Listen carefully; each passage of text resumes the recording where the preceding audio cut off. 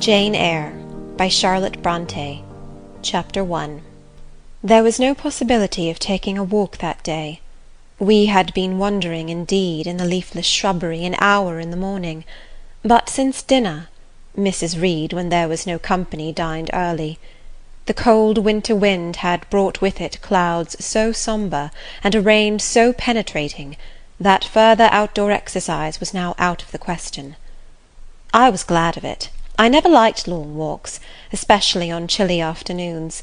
Dreadful to me was the coming home in the raw twilight, with nipped fingers and toes, and a heart saddened by the chidings of Bessie, the nurse, and humbled by the consciousness of my physical inferiority to Eliza, John, and Georgiana Reed. The said Eliza, John, and Georgiana were now clustered round their mamma in the drawing-room. She lay reclined on a sofa by the fireside, and with her darlings about her, for the time neither quarrelling nor crying, looked perfectly happy.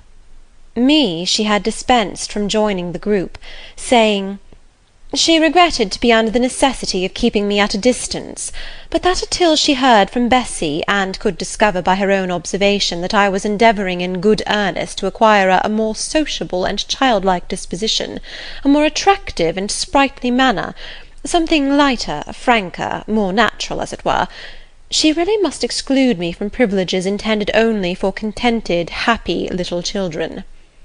"What does Bessie say I have done?" I asked. "Jane, I don't like cavillers or questioners. Besides, there is something truly forbidding in a child taking up her elders in that manner.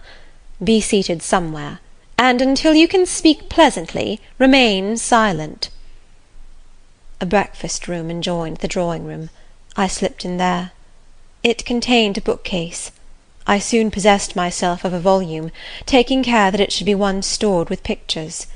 I mounted into the window-seat. Gathering up my feet, I sat cross-legged, like a Turk, and having drawn the red moreen curtain nearly close, I was shrined in double retirement. With Buick on my knee, I was then happy at least in my way. I feared nothing but interruption, and that came too soon. The breakfast-room door opened. "Bo! Madam Mope!" cried the voice of John Reed. Then he paused. He found the room apparently empty. "Where the dickens is she?" he continued. "Lizzie! Georgie!" calling to his sisters. "Joan is not here. Tell mamma she is run out into the rain. Bad animal!" It is well I drew the curtain, thought I, and I wished fervently he might not discover my hiding-place. Nor would John Reed have found it out himself. He was not quick either of vision or conception. But Eliza just put her head in at the door, and said at once, "She is in the window-seat, to be sure, Jack." And I came out immediately, for I trembled at the idea of being dragged forth by the said Jack. "What do you want?" I asked, with awkward diffidence. "Say, what do you want, Master Reed?" was the answer. "I want you to come here." And seating himself in an arm-chair, he intimated by a gesture that I was to approach and stand before him. John Reed was a schoolboy of 14 years old, 4 years older than I, for I was but 10, large and stout for his age, with a dingy and unwholesome skin. John had not much affection for his mother and sisters, and an antipathy to me. He bullied and punished me, not 2 or 3 times in the week, nor once or twice in the day, but continually. Every nerve I had feared him, and every morsel of flesh in my bones shrank when he came near. Habitually obedient to John, I came up to his chair. He spent some 3 minutes in thrusting out his tongue at me as far as he could without damaging the roots. I knew he would soon strike, and while dreading the blow, I mused on the disgusting and ugly appearance of him who would presently deal it. I wonder if he read that notion in my face, for all at once, without speaking, he struck suddenly and strongly. I tottered, and on regaining my equilibrium, retired back a step or 2 from his chair. "That is for your impudence in answering mamma a while since," said he, and for your sneaking way of getting behind curtains, and for the look you had in your eyes 2 minutes since, you rat." Accustomed to John Reed's abuse, I never had an idea of replying to it. My care was how to endure the blow which would certainly follow the insult.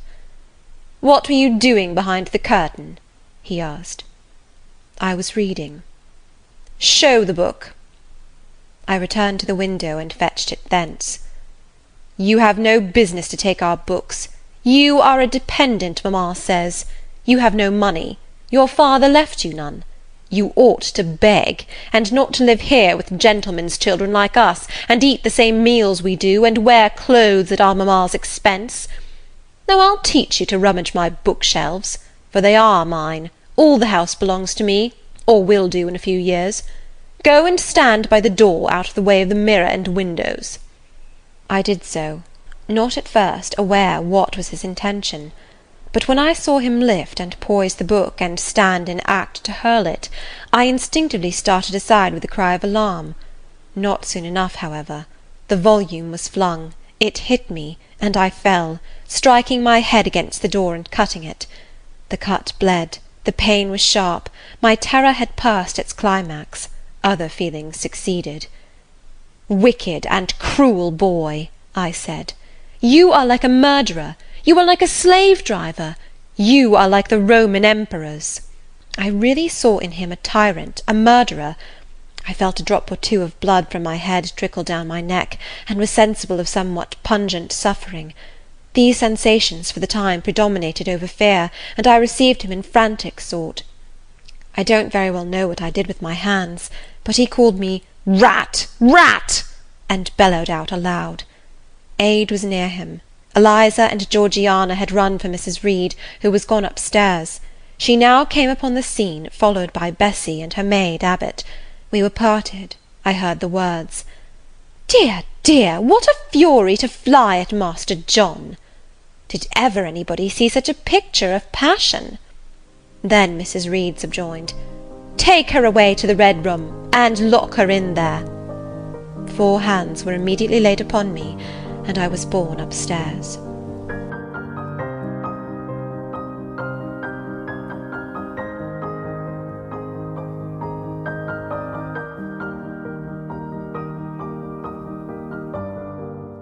Chapter 2. "Hold her arms, Miss Abbot, she's like a mad cat." "For shame, for shame!" cried the lady's maid. "What shocking conduct, Miss Eyre, to strike a young gentleman, your benefactress's son, your young master." "Master? How is he my master? Am I a servant?" "No, you are less than a servant, for you do nothing for your keep. There, sit down, and think over your wickedness." They had got me by this time into the apartment indicated by Mrs. Reed, and had thrust me upon a stool. My impulse was to rise from it like a spring. Their 2 pair of hands arrested me instantly. "If you don't sit still, you must be tied down," said Bessy. "Miss Abbot, lend me your garters. She would break mine directly." Miss Abbot turned to divest a stout leg of the necessary ligature. This preparation for bonds, and the additional ignominy it inferred, took a little of the excitement out of me. "Don't take them off," I cried. "I will not stir." In guarantee whereof I attached myself to my seat by my hands. "Mind you don't," said Bessy, and when she had ascertained that I was really subsiding, she loosened her hold of me. Then she and Miss Abbot stood with folded arms, looking darkly and doubtfully on my face, as incredulous of my sanity. They went, shutting the door, and locking it behind them. This room was chill, because it seldom had a fire. It was silent, because remote from the nursery and kitchen; solemn, because it was known to be so seldom entered. The housemaid alone came here on Saturdays, to wipe from the mirrors and the furniture a week's quiet dust. I was not quite sure whether they had locked the door, and when I dared move, I got up and went to see. Alas, yes, no jail was ever more secure. Returning, I had to cross before the looking-glass. Why was I always suffering, always browbeaten, always accused, for ever condemned? Why could I never please? Why was it useless to try to win anyone's favour? Eliza, who was headstrong and selfish, was respected. Georgiana, who had a spoiled temper, a very acrid spite, a captious and insolent carriage, was universally indulged. Her beauty, her pink cheeks and golden curls, seemed to give delight to all who looked at her, and to purchase indemnity for every fault. What a consternation of soul was mine that dreary afternoon! How all my brain was in tumult, and all my heart in insurrection! Yet in what darkness, what dense ignorance, was the mental battle fought! I could not answer the ceaseless inward question, why I thus suffered, now at the distance of I will not say how many years. I grew by degrees cold as a stone, and then my courage sank. My habitual mood of humiliation, self-doubt, forlorn depression, fell damp on the embers of my decaying ire. All said I was wicked, and perhaps I might be so. What thought had I been but just conceiving of starving myself to death? That certainly was a crime, and was I fit to die? Or was the vault under the chancel of Gateshead Church an inviting bourne? In such vault, I had been told, did Mr. Reed lie buried, and led by this thought to recall his idea, I dwelt on it with gathering dread. I could not remember him, but I knew that he was my own uncle, my mother's brother, that he had taken me when a parentless infant to his home, and that in his last moments he had required a promise of Mrs. Reed that she would rear and maintain me as one of her own children. Mrs. Reed probably considered she had kept this promise, and so she had, I dare say, as well as her nature would permit her. But how could she really like an interloper not of her race, and unconnected with her, after her husband's death, by any tie? It must have been most irksome to find herself bound by a hard-wrung pledge to stand in the stead of a parent to a strange child she could not love, and see an uncongenial alien permanently intruded on her own family group. Shaking my hair from my eyes, I lifted my head and tried to look boldly round the dark room. At this moment a light gleamed on the wall. Was it, I asked myself, a ray from the moon penetrating some aperture in the blind? No. Moonlight was still, and this stirred. While I gazed, it glided up to the ceiling and quivered over my head. I can now conjecture readily that this streak of light was, in all likelihood, a gleam from a lantern carried by some one across the lawn. But then, prepared as my mind was for horror, shaken as my nerves were by agitation, I thought the swift darting beam was a herald of some coming vision from another world. My heart beat thick, my head grew hot, a sound filled my ears which I deemed the rushing of wings. Something seemed near me. I was oppressed, suffocated, endurance broke down. I rushed to the door and shook the lock in desperate effort. Steps came running along the outer passage. The key turned. Bessie and Abbot entered. "Miss Eyre, are you ill?" said Bessie. "What a dreadful noise! It went quite through me," exclaimed Abbot. "Take me out! Let me go into the nursery!" was my cry. "What for? Are you hurt? Have you seen something?" again demanded Bessie. "Oh, I saw a light, and I thought a ghost would come." I had now got hold of Bessie's hand, and she did not snatch it from me. "She has screamed out on purpose," declared Abbot in some disgust. "And what a scream! If she had been in great pain, one would have excused it, but she only wanted to bring us all here. I know her naughty tricks." "What is all this?" demanded another voice peremptorily, and Mrs. Reed came along the corridor, her cap flying wide, her gown rustling stormily. "Abbot and Bessie, I believe I gave orders that Jane Eyre should be left in the Red Room till I came to her myself." "Miss Jane screamed so loud, ma'am," pleaded Bessie. "Let her go," was the only answer. "Loose Bessie's hand, child. You cannot succeed in getting out by these means, be assured. I abhor artifice, particularly in children. It is my duty to show you that tricks will not answer. You will now stay here an hour longer, and it is only on condition of perfect submission and stillness that I shall liberate you then." "Oh, aunt, have pity! Forgive me! I cannot endure it! Let me be punished some other way! I shall be killed if—" "Silence! This violence is all most repulsive." And so, no doubt, she felt it. I was a precocious actress in her eyes. She sincerely looked on me as a compound of virulent passions, mean spirit, and dangerous duplicity. Bessy and Abbot having retreated, Mrs. Reed, impatient of my now frantic anguish and wild sobs, abruptly thrust me back and locked me in without further parley. I heard her sweeping away, and soon after she was gone, I suppose I had a species of fit. Unconsciousness closed the scene.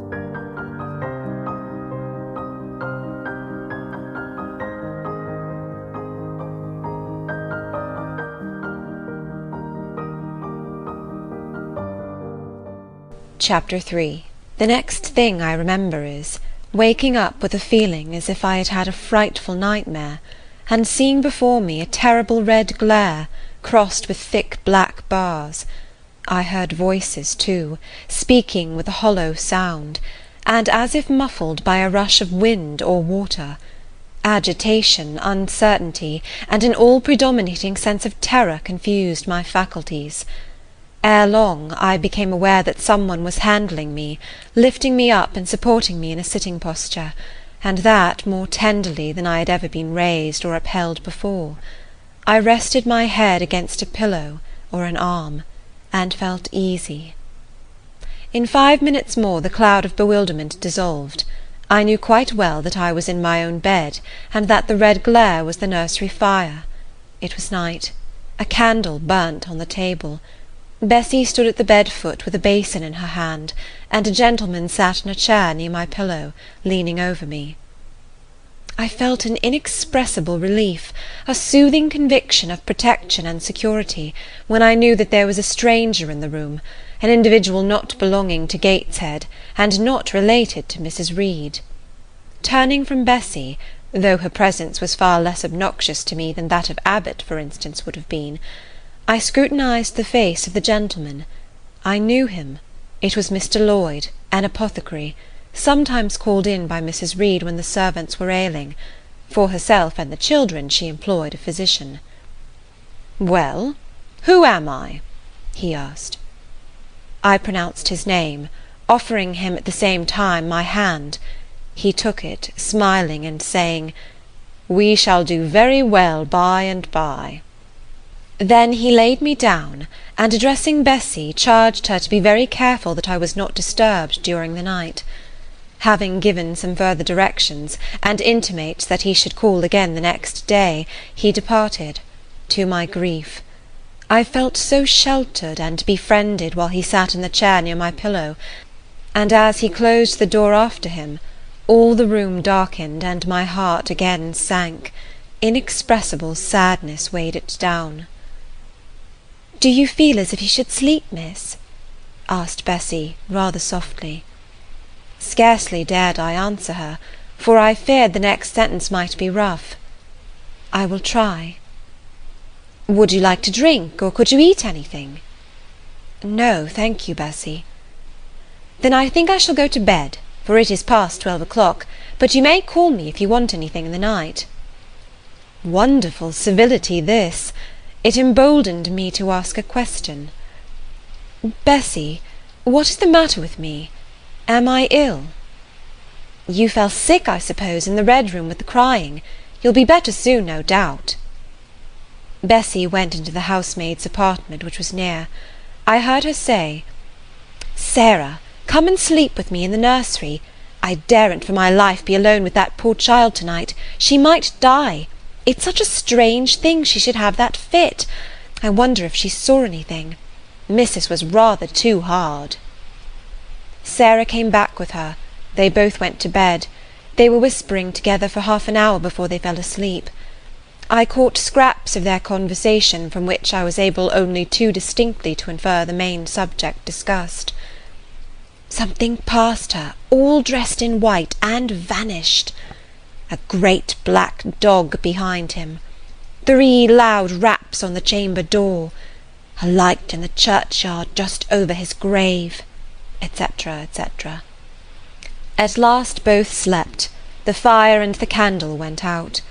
For me the watches of that long night passed in ghastly wakefulness, strained by dread, such dread as children only can feel. In the course of the morning Mr. Lloyd came again. "What, already up?"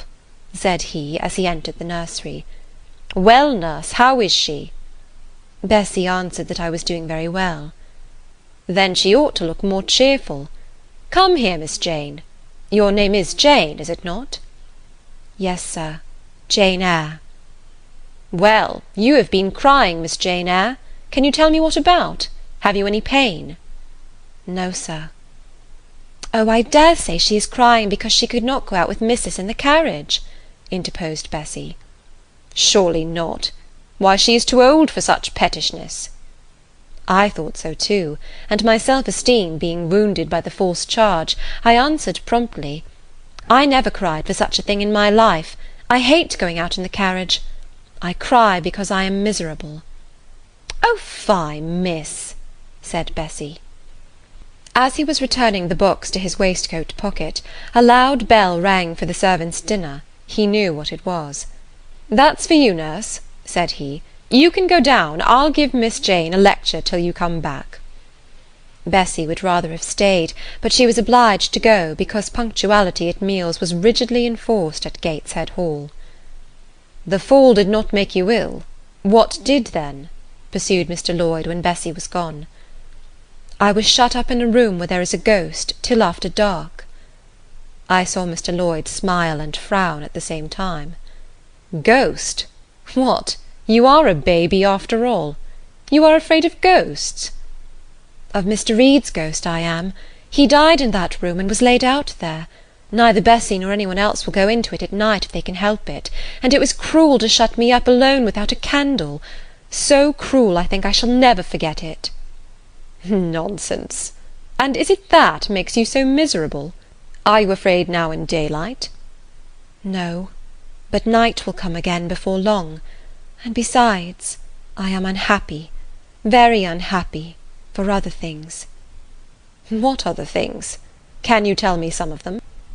"For one thing, I have no father or mother, brothers or sisters." "You have a kind aunt and cousins?" Again I paused, then bunglingly announced, "But John Reed knocked me down, and my aunt shut me up in the Red Room." "Would you like to go to school?" "I should indeed like to go to school," was the audible conclusion of my musings. "Well, well, who knows what may happen?" said Mr. Lloyd as he got up. "The child ought to have a change of air and scene," he said, speaking to himself. "Nerves not in a good state." Bessie now returned. At the same moment the carriage was heard rolling up the gravel walk. "Is that your mistress, nurse?" asked Mr. Lloyd. "I should like to speak to her before I go." In the interview which followed between him and Mrs. Reed, I presume, from after occurrences, that the apothecary ventured to recommend my being sent to school, and the recommendation was no doubt readily enough adopted; for, as Abbot said, in discussing the subject with Bessie, when both sat sewing in the nursery one night, after I was in bed, and, as they thought, asleep,